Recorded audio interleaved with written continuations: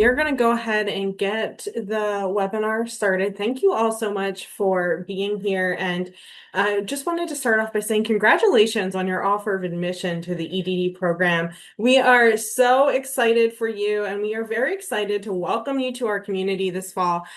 So this webinar is really designed for you to get your questions answered. So thank you to everyone who submitted questions ahead of time for our webinar, because we're going to address those questions before we open it up to our Q&A. So just before we get started, some housekeeping items. The format today is really for the Q&A, so we'll do some brief discussions and introductions. The moderated panel is going to be based on the questions that you have already submitted, and then we'll open it up for live Q&A. I do see that there's already a question in our Q&A box, so thank you so much for that. And be just totally casual. Go ahead and put your questions at any time during the webinar in the Q&A function. In addition to myself and the representatives we have from the EdD program, we do also have someone else from admissions who's going to be in the background answering any questions that we might not get to. So if you see someone typing questions in the chat, we've got some additional support here for that. If you need closed captioning or live captions, there is the option to do that. Click on the CC button to turn that on. And know that this is being recorded. So in about a week or so, next week, you should be getting the link to the recording if you miss part of the session, or if you want to rewatch any of the session, we'll have the recording get out to you. So before we turn it over to our panelists, I do want to introduce myself. I know I see a lot of names that I recognize in our attendee list, so a lot of you may know me already, but my name is Serena Stewart. I am Associate Director of Admissions and work primarily with our EdD students who are looking to walk them through the admissions process and who are looking into the degree. So this is really the time of the year where I get to turn it over to our student affairs staff and our program staff, so that way you can meet some of them before you get started as an official student. So with that, I'll turn it over to our panelists so they can introduce themselves before we move into some of our questions. Either one of you can start. Emily, do you want to start? Oh, I defer to the doctor first. Thank you. So hi, everyone. It's great to be here and to be with you. I know sort of you guys are in the background, but we see your names on the side here. So I'm Chrissy. I am currently our department chair of the Advanced Studies in Education, where the EdD sits. This year, I am the interim director of the program and also an associate professor. I've had a long-standing time with the program. I was here with it from the start, so I'm happy to talk with you a little bit more about everything that's has been changing, is going to continue to change as you guys come into the program. My background is in sociology, and I'm more of a quantitative methodologist. So anyone who's interested in those two areas, come and talk to me. But anyway, welcome and congratulations. We are very excited to have a really talented group of students joining us this year. Emily? Yes, I'm Emily Calderon. I'm in the 2023 cohort, which means I started in 2023 and I finish pretty soon. I'm down to my last few classes, which is very exciting. Yes, soon to be doctorate. I have a countdown on my wall back there. You can't see it though.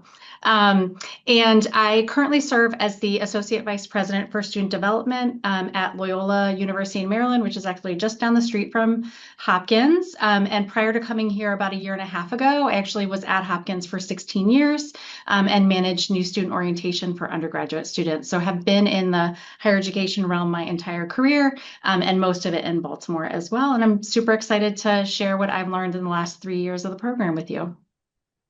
Awesome. Thank you both. So without further ado, we'll open it up to the panel. And first, I wanted to start and chat about the student experience and what it really looks like being an online student. So we have some questions here that are all kind of around that same theme. So Emily, do you want to start us off and talk about what has been your experience building relationships with faculty other students in the program and then staff across the School of Education? Sure. So I was sharing prior to you all joining, because I worked at Hopkins for so long, I did feel like I had a little bit of a head start because I understood the institution from the inside out.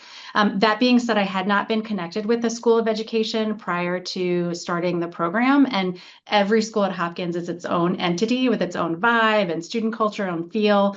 So that was very foreign to me, quite honestly, especially having worked with undergrads for so long.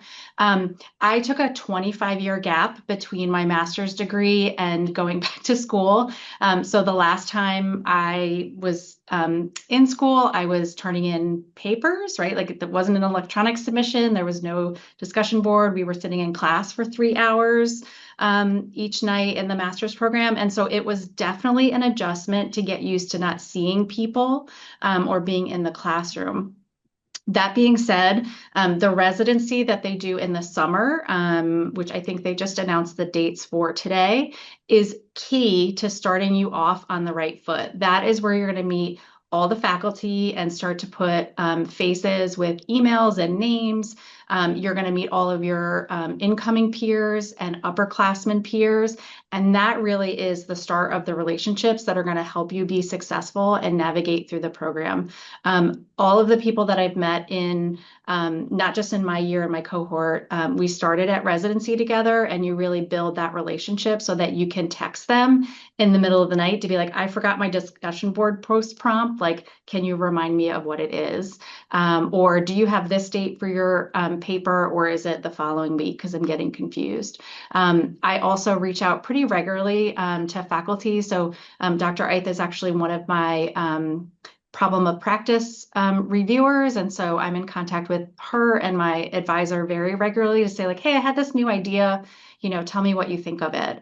So it definitely takes some adjustment because it is online, it is asynchronous. So you're not coming up with, regular class times and meeting times. I think, but for the motivated student and the one who's living a non-traditional life, which means you have a job, you have parental responsibilities, you might have care responsibilities for dependents, et cetera. It is incredibly helpful to be in a program where you sort of set your own hours. Awesome. Thank you. And then you mentioned a little bit about, your advisor relationship. So Dr. Ike, do you want to talk a little bit about when and how advisors are assigned, how often students typically meet with their advisors, and if this is done synchronously? And then Emily, if you have anything to add from the student perspective, please do. Sure. So this is always a big question. And I'll say that one of the things that we're going to try to do this year that is responsive to the feedback from our current and existing students. In the past, we've gone back and forth with having advising first thing, and then students get in, they change the problem of practice, the advisor's not a good fit anymore, and then they wind up changing. So this year, we're going to hold off till probably late spring, early summer, so that you will all get an opportunity to really lock in and feel comfortable with the work that you're doing, that your topic, so we can match you most appropriately with the subject matter expert that's going to be able to continue along with you. So your first semester, you're going to work in a course that's going to give you really the foundations of what you need for the dossier, for your doctoral research, for your dossier. You're going to work to really hone in and develop that problem of practice statement, something that you're both in touch with it because of your practice, but also something that you can then say, these are the supports that I need to be able to continue to do this research. And that's when the advisors are going to get assigned. The faculty mentors are going to be assigned to you to work with you the remaining time in your program. What that advisor relationship looks like. And Emily, jump in if you have anything to say here. Usually, the way I've always said this is your advisor is your champion, your advisor is your cheerleader, your advisor is your therapist in a way. It's the person that kind of holds you both accountable, but also keeps you going. I would love to say that there's a standard for you meet with your advisor once a week or you meet with your advisor once a month. The reality is that becomes a negotiation between you and your advisor. I have advisees that I work with every 2 weeks. I have advisees that I work with once a semester. It is really a responsiveness to them. What I would say is a general thing is that there's usually touch points. You develop the relationship with your advisor in a way that you and your advisor both feel comfortable with the times that you meet together. So I work more closely with my advisees early on. And then when I know that they're capable of doing the work, they go and do the work. Then we come back and we have more touch points. They continue to do the work, they come back, right? So it's not something where you are scheduling an hour in your day once a week to talk with your advisor. It's really a matter of, this is the support that I need. I'm going to work with my advisor. Sorry, Serena, you did ask about the synchronicity. Usually it's synchronous. So you'll have one or two meetings one-on-one virtually. If you do live in the area where your advisor is, you can certainly meet in person as well. The other thing that I would say is there's also a lot of, I mean, Emily mentioned it, just texting each other. There's a lot of just text check-ins. There's a lot of email check-ins. There's a lot of just accountability touch points that happen over email as well. Just know that there's a human behind that. That's what's really important. Yeah. Emily, do you have anything to add? No, I would say all of that to be true. Great. Awesome. Along the same lines of the relationship building component, Emily, could you talk a little bit about what it looks like to collaborate with students? Is this happening in your coursework? Is it happening while you're working on your dossier? And what does that look like across the program in your experience? Yeah, so it's going to change as you move through the program. So a lot of the courses I found in my first 2 years were really heavily focused on group projects. And the goal for that is for you all to build a cohort, right? You're moving through this program together, and really to be shaping your ideas off of a really diverse set of voices that are at the table. When I did my master's program, everyone was interested in higher education, right? That was the discipline within that educational degree. That is not true for me in this particular program. And at first I thought like, gosh, I'm not going to learn anything working with K through 12 teachers. I'm just really not interested in that aspect of education. That's not true. The rich variety of voices that come to the table to talk through what pedagogy looks like, regardless of where you are in the educational cycle, is so helpful to build those relationships together, and then also to be challenged on what you're thinking and the viewpoint that you're coming from as well. I would say, there's discussion board posts that happen in all class. You'll get a lot of interaction via the discussion board with your classmates, and that happens through all 4 years. Certainly the group projects in the beginning. Oftentimes, advisors will bring together their advisees to have a monthly meeting about their POP progress, to talk through challenges that people are having, especially as you enter into the IRB portion. So that's the institutional review board that will approve your research, to talk through like tips and tricks to getting through that. And then there's also texting. My closest friends in the program, I text pretty much once a day. We keep each other on track. And then there's also some WhatsApp chats.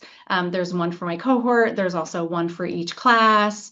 And those are extremely active as well. So I'd say that's kind of the communication flow that I've seen so far in the program. Great. Thank you. And switching gears a little bit, I saw some questions in the live Q&A pop up, and we've talked a little bit about residency. Dr. Eith and Emily, could you talk a little bit more about the residency experience, what that's like for students, who it's open to, and we have the dates, so save the date for this year's residency, July 27th and July 28th. You'll get more information about that coming. But yeah, just from your experience, what the residency is like and why it's important to be there. Yeah, it's really no different than new student orientation, right? So in the same way that you would want your first year student to show up for their new student orientation to get a lay of the land, right? Even just to sort of understand the physical geography of Baltimore, which I'm sure you think doesn't matter if you're a student who's far away, but actually does, especially as you're getting emails from the campus regularly. It's also a place where you really are going to set the foundation for the relationships that you build. I almost didn't go, and in looking back, because life was getting in the way, it's the one thing I'm super grateful I did, because I felt like I understood not only the program requirements and what they were thinking about when they built it, but also who the people were sort of in my neighborhood, so to speak, and then how I could put faces with names and reach out and not be sort of intimidated by the doctor title or their fancy research or all of that kind of stuff. It's really a place where you are going to humanize the program in your start.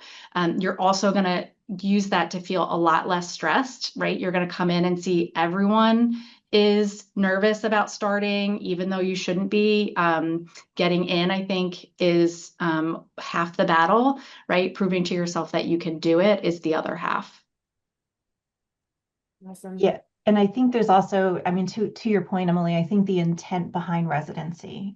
So residency is something that it's a student sort of led, a student designed event. So there's a group of students right now that are planning it. It usually does have a lot of networking opportunities sort of built into it, as well as getting sort of foundational pieces.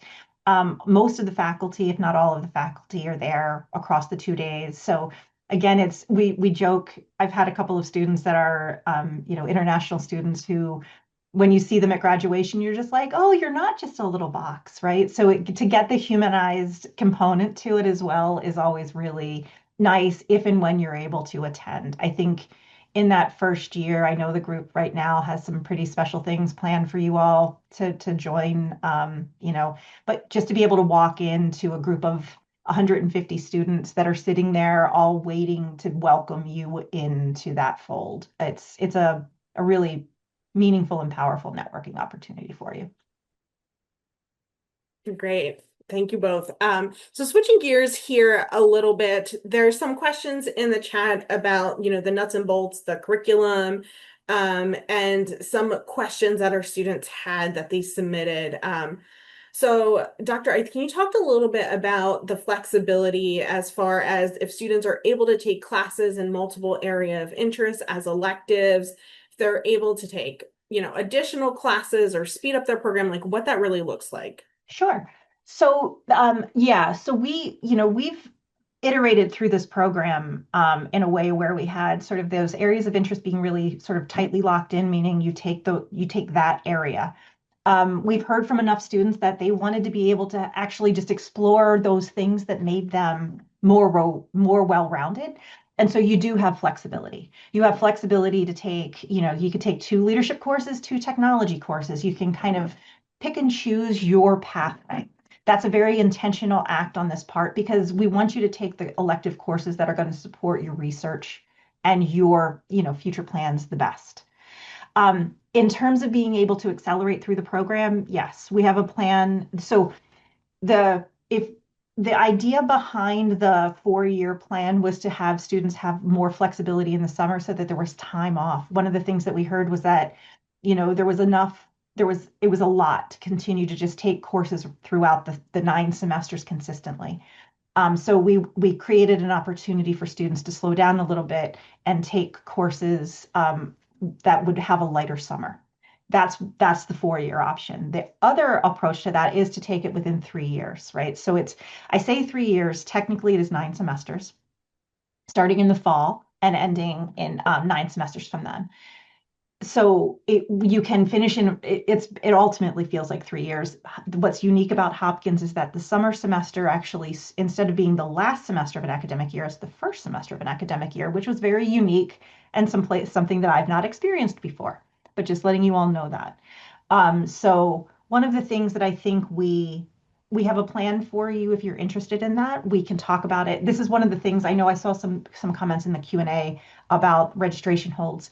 This is partially why we want you to have the opportunity to learn more about the program, learn more about the pacing, make some decisions for yourself, and then go ahead and register. So the registration holds will be part of that too. But yes, there's a pathway through 3 years, there's a pathway through 4 years. You are able to have flexibility in your areas of interest in taking those elective courses.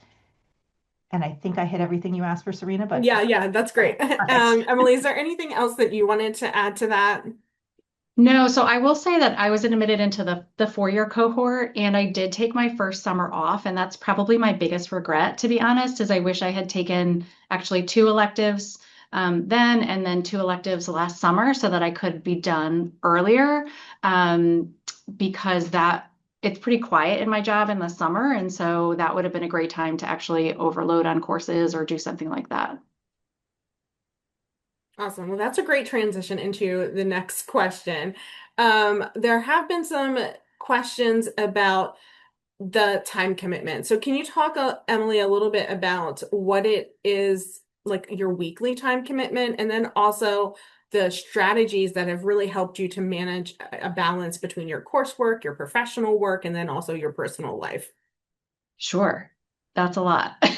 Yeah. That's like 8 different questions. So I spend an average of 5 to 10 hours a week. It depends on the week, on all things School of Ed, right? So that would include anything from reading to researching to working on my POP, to writing papers, discussion board posts, etc. The way I have experienced each semester is that the work weeks are sort of broken down into units of 2. So it's usually like a 2-week topic, right? And so the first week, you're usually reading about it and formulating an opinion about it, writing a discussion board post. The second week, you're usually starting some sort of larger cohesive paper, which is usually broken down into smaller chunks about that topic. And then you're also replying to discussion board posts as well. One of the things that I love about this program is that all the work is iterative. So you're constantly building on each semester's previous work with the following semester's work. So I have used a lot of my courses to push forward sections of my POP, because it is directly tied to whatever we're learning in that particular course. A lot of the assignments have actually ended up in the various forms of my POP as well. So the goal of this program is really to work smarter, not harder. I would also say my biggest tip for everyone is that you have to stay consistent. This just really isn't a program. I don't think any doctoral program is one where you can crank out a paper in one night. I don't think you're gonna, sorry. It's not undergrad. You really, if you're gonna give quality thought and material, right, you need to be consistently working on whatever the topic is throughout. So I actually set aside time as much as possible regularly to say like, okay, tonight I'm gonna work for an hour and I'm gonna, skim the 5 chapters I need to read. The other tip, close your ears, Dr. I don't read everything that's assigned. It is like physically, I'm sure it's possible for overachievers. It is not possible for me with kids and a long commute and a high pressure job. So I do tend to pick and choose what I'm reading just enough to get the gist of it and to be able to move on from there as well. I have an old-fashioned notebook calendar. It sits out on my desk. It's got all of my due dates outlined. And I also break down the work in chunks too. So I'll say like, start on this paper now, make sure you get 3 pages of it written this week. And then the next week it's, write another 3 pages, write another 3 pages. I just don't work well when I'm trying to do it all at once. That's not my best. And so I really have it spaced out very well. Or for me, that works for me. The other the other 2 pieces of advice I would use is that AI is your friend. It's not your friend to create your own work. It's your friend to help you understand complex topics that you may be brand new to you. So there was a lot of K through 12 stuff that was introduced in the literature that I was like, I have no idea what this is. And in order to understand it better so that I could form an opinion on the topic, I used AI to help me work through that if I wasn't able to connect with a classmate that particular week. And that really has been life-changing. And then the last piece that I would say for you is whatever research you want to do through your POP, if you can do it at your job, you will be infinitely better suited to be able to integrate those two things and to work smarter, not harder. When you have to go offsite somewhere else, a population you've never worked with before, it's just really difficult to try to squeeze it into the day of an educator, especially if you have after work commitments. Those are all great tips. Dr. Ike, do you want to add anything there that you've, kind of helped students with or have observed with other students? Yeah, no, I want to co-sign everything that Emily said. And again, I think one thing that the only piece I would add to that with the work-based research or your work-based projects, right? So there's going to be a lot of that iterative pieces and things building. I think the one thing I want to make sure everyone's aware of is that sometimes we have run into situations with students where their workplace is not amenable to them doing research in their own context. We've worked with you, and so I think to Emily's point, the more you can get done in your site, the better off that is. It's not too early to find out what the ethics regulations are in your particular work site as to whether or not you're able to collect data in your site, if you would be using data from your site. And if you know that you're not going to be able to do that, then we just start early and think about what alternatives are. So we've had a lot of folks whose districts in the last year have stopped them from collecting data. We've moved to social media recruitment. So, I mean, there are ways around it, but the more you know coming into the program, any of those hiccups, we can help you overcome. Awesome. I think we've touched a little bit on this already, but maybe just to be more specific, there is a question in the chat, and then there was also a question submitted. Can you talk more about the synchronous versus the asynchronous component? How much of the program is asynchronous? Are there any classes that are done live? Is it largely independent? And then do we need to submit before due dates? Kind of that cadence that we talked about before with the 2 weeks. So I can start, and Emily, you can Yeah. you can correct my I know there's there's a lot of different pieces. So generally for each course we encourage faculty to be present in both in the course. That can be through announcements, through videos, through discussions, but we do encourage folks to have synchronous sessions. Now, I have never taught a course in this program where I haven't had at least 5 or 6 different time zones present in my course. So when we say synchronous sessions, what I would say to you is just like this is being done now, there's a live component and it's recorded. So our faculty tend to have synchronous sessions at multiple times. So there might be, an evening session, a morning session, something like that. So you can go to the one that works best with your time zone. I think the other thing about that is they're always recorded. If anyone, I don't think this is true, but if anyone's in Alaska, the Alaskan time zone is the one that always winds up getting a little bit cut out because it's just a little bit unique compared to the East Coast. Yeah.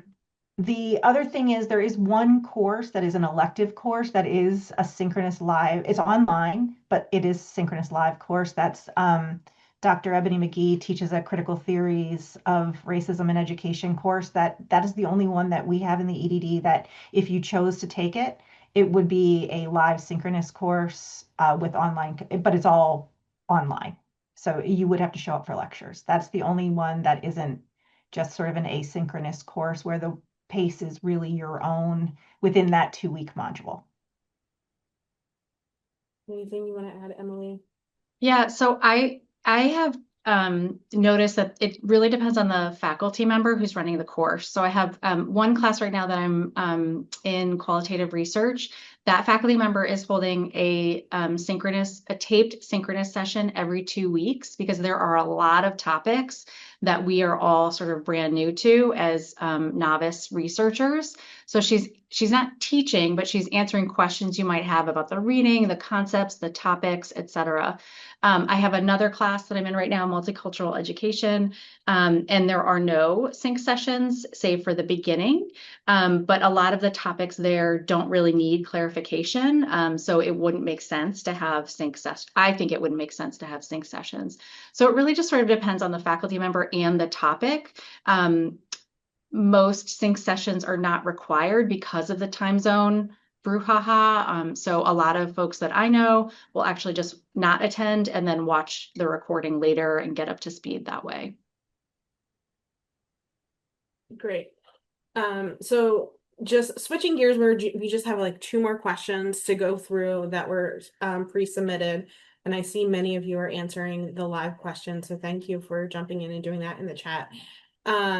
For Dr. Eith, could you talk about some career pathways that students might take after earning their degree and what supports exists in the School of Education for career support or alumni networking for our graduates?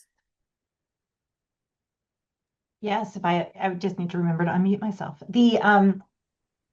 So it's a really interesting question. We have such a diverse group of students who come to our program, right? So one answer is we have classroom teachers who come and they want to remain classroom teachers. So their pathway is that they return to the position that they want to be in and use the work that they're doing and just sort of ante up the quality of the work that they're doing. So when we talk about things like career pathways, we have there's a lot of different ways that people can go. A lot of folks are coming not to move up or change careers, though that happens. A lot are coming to just do what they do right now and just do it better. That being said, we've had folks who've come in and have been career changers and have gone from the classroom to ed tech companies. We've had a lot of folks that have moved sort of into leadership roles within their organizations, whether that be, presidents or vice presidents, or whether that be, moving in from assistant principal to principal. We've had the entrepreneurs that have started their own companies. We've had quite a few of those, actually. We've had folks who've moved up and become superintendents of their school districts or even state superintendents. We have a handful of things that Hopkins does, I think, incredibly well is we have what's called the Doctoral Life Design Studio. And within School of Ed, we have a career life design person as well. So Stacy Mitchell works directly with School of Ed, and she's fantastic in terms of helping folks both with if they're thinking about careers, if they're thinking just about updating their resume or CV. What often happens too is once you get the doctorate, you want to move from your resume to a curriculum vitae, so an academic resume. She's great at helping with that. The Doctoral Life Design Studio is just an invaluable resource when it comes to just really understanding your why and understanding your purpose and understanding where you want to go. So those resources are available to you from the start of your program. I would highly encourage you to look into them. They have a lot of talks. They have a lot of opportunities available. It is all virtual and as well as live and in person. So every student has access. Awesome. Emily, have you taken advantage of any of those that you want to chat about? I have. So candidly, I wanted to do my doctorate because I want to advance in higher education. I'm hoping I can be a VP for student affairs someday.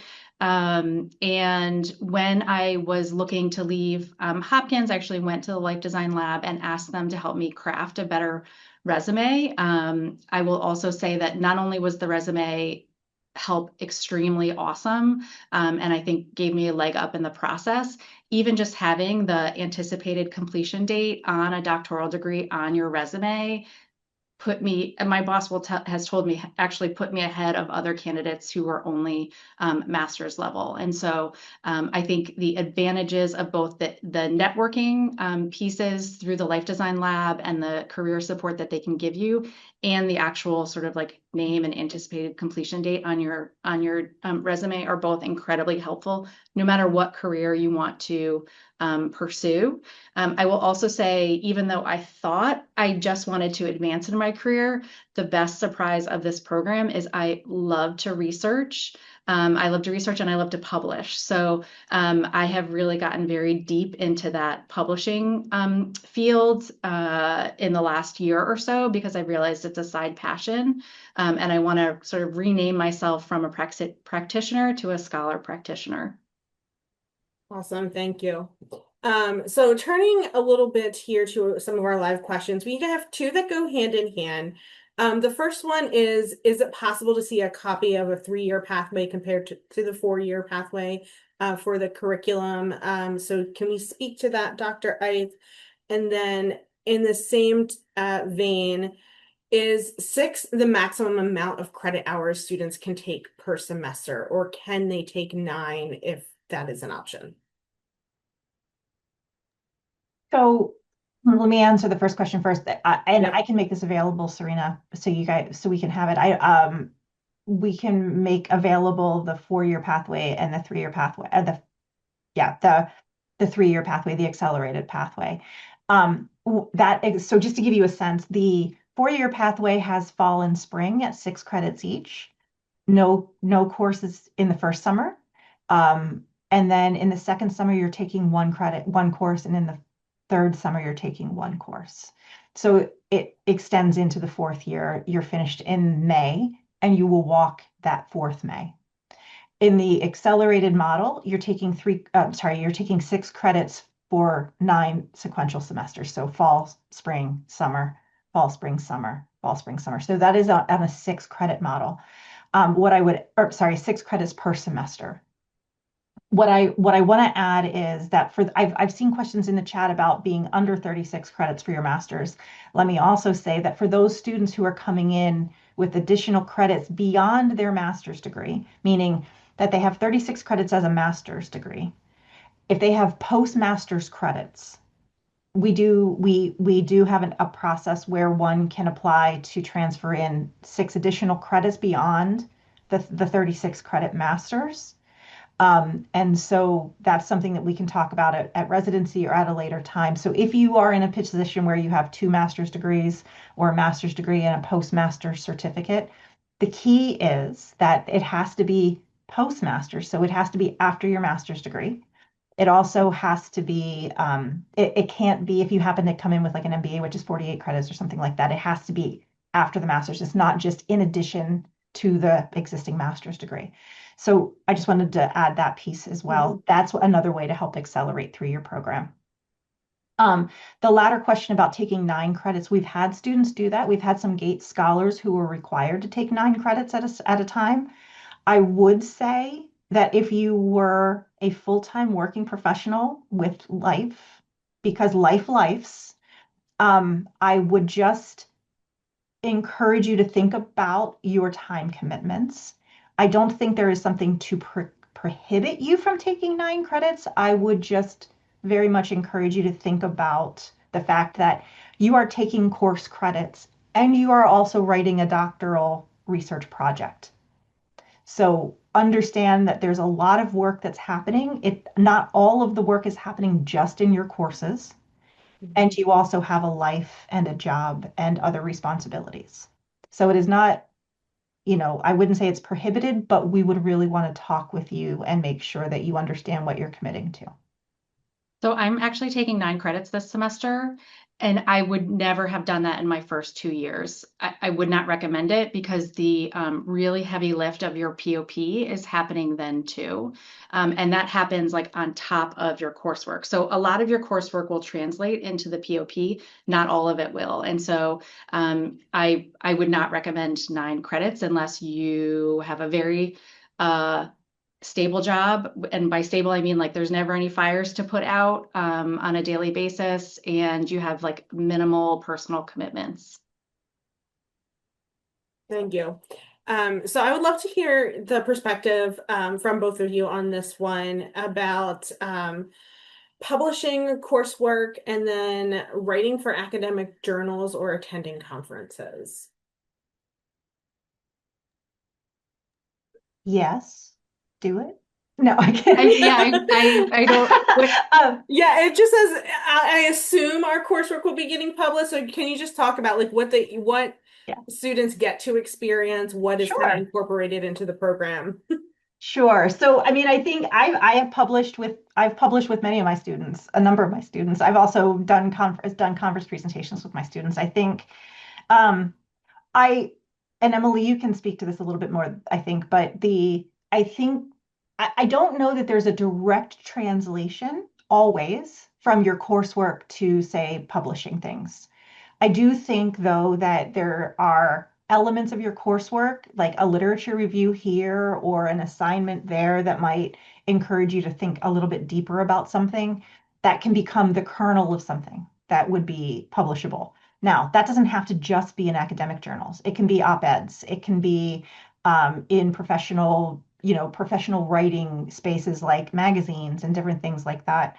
Um, I've written with my students in, in scholarly journals. I've written with my students in practitioner journals. I've written with my students in sort of professional publications like magazines. I think that's a pretty common thing that our faculty are doing with students. We usually generally will let the student lead that. So if you have an idea and you want some help, we're there to help. There's some things that are truly collaborative. I've brought in people in on my own projects. Um, I do think that going to conferences are good. We do have students going to conferences and they're going to conferences and presenting their EdD work, but those are conferences that they're going to anyway. One example that I would give you for any of you who are in the ed tech space, the ISTE conference had a lot of our students.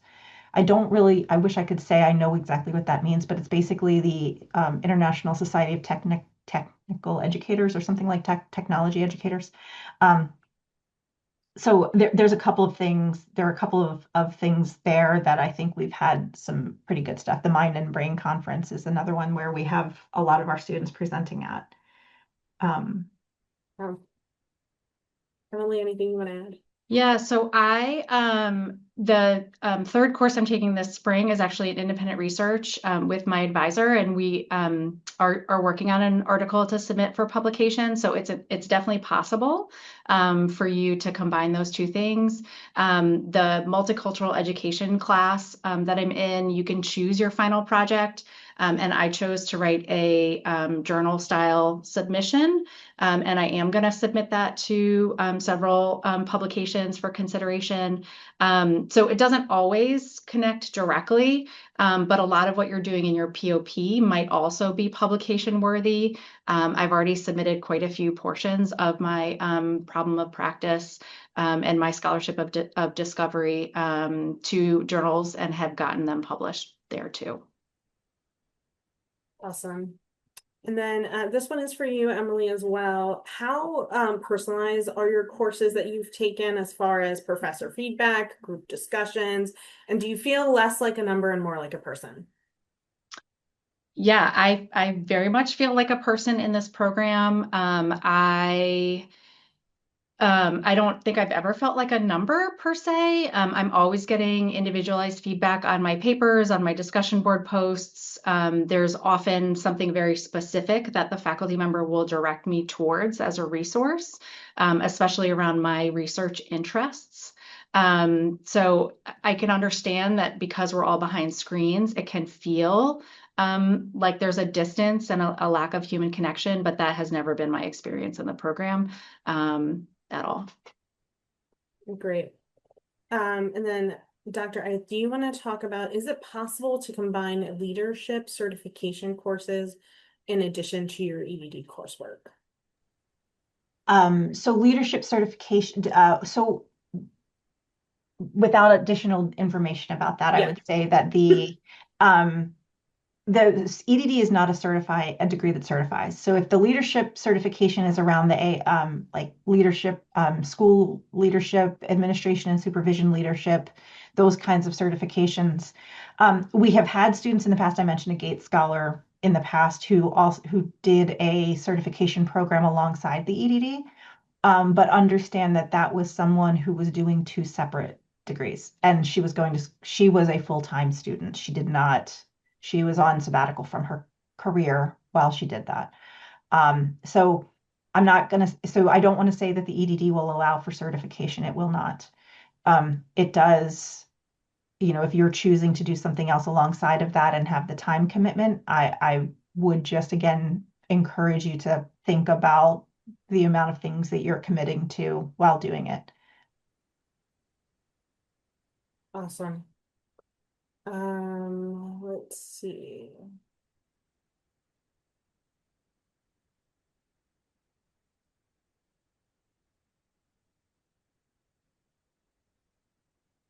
I think most of the questions left in the chat are regarding financial aid and scholarships. Serena, Go can ahead. I tell you what I would have done differently if I could start this program over Yes, again? absolutely. Yes. That was Because one of our submitted questions. yeah. So I would have dropped my imposter syndrome and my high level of anxiety right from the start. It took me 25 years to convince myself that I was smart enough just to apply for a doctoral program, let alone one at Hopkins. It took me another 8 months to convince myself that I could really do it and start the program and all of that kind of stuff. And it's work, right? Like it's hard work, but it's work. And you are just as smart as every other student who has gone through this program. You are just as capable. You are going to do just as well.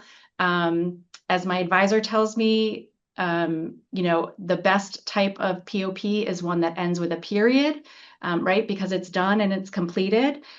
So all of the self-talk you may have, and maybe you don't have this and that's great for you, but all of the self-talk you might have about you can't do it, it's too hard, you're not smart enough, not true. It's not true. I'm not any smarter than anyone else I've met in this program so far. It really is about hard work, dedication, reaching out to your support group during the rough moments. There are going to be moments where you're like, I don't want to do this anymore. Like this, life is lifing, work is working. And I just, this doesn't seem like it's going to work out. And it's really about, can you put a support system around you to keep going? And can you know right from the start that you are in fact capable of starting, completing, finishing all of the stuff, the program. I would have dropped all of that from the minute I walked into residency.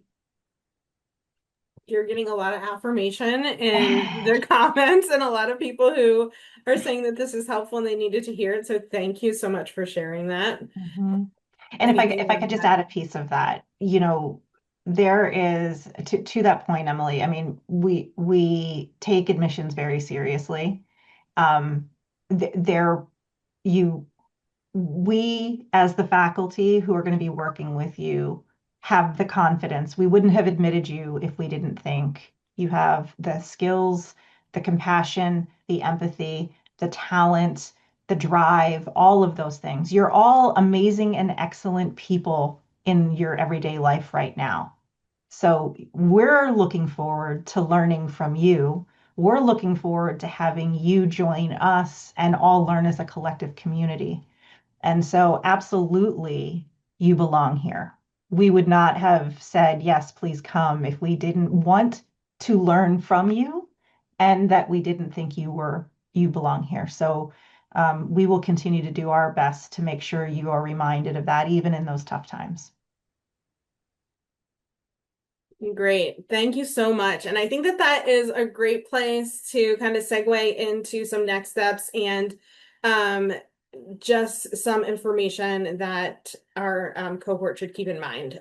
So I see a lot happening in the Q&A about financial aid, and we know that financial aid is definitely a large part of your decision-making process. And I just want to encourage all of you, if you have not yet either emailed our financial aid office directly, or set up a one-on-one appointment with a financial aid advisor in our office, please do so. Liz Woodward, who you see furiously answering all the questions about financial aid, she's the Director of Enrollment Management Services here, and she works with the admissions office and with the financial aid office. So she has a lot of expertise in that area, which is why she is able to answer a lot of those questions. But anything that is specific to you, please definitely reach out to our financial aid office about. And just know that we're here to support you, and we know it's a big, important part of your decision-making process. That being said, the deadline to accept your enrollment or accept your offer of admission and submit your enrollment deposit is coming.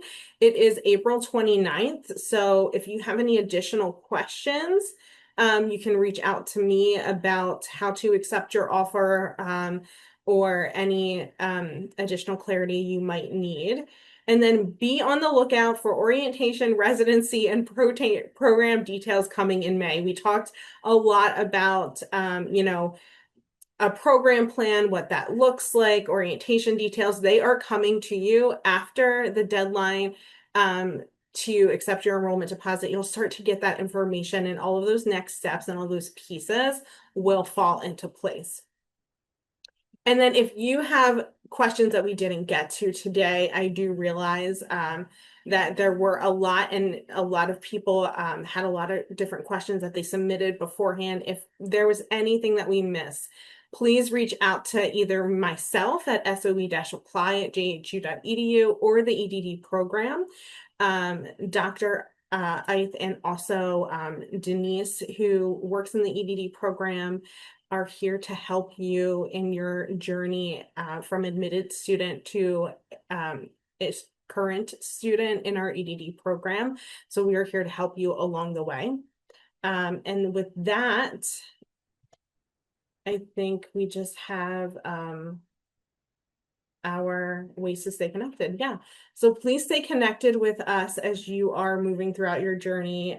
We greatly appreciate the time that you took to attend the webinar today, the time that you took to complete your application. Congratulations again on your offer of admission. And we really, truly do look forward to welcoming you this fall to the EdD program.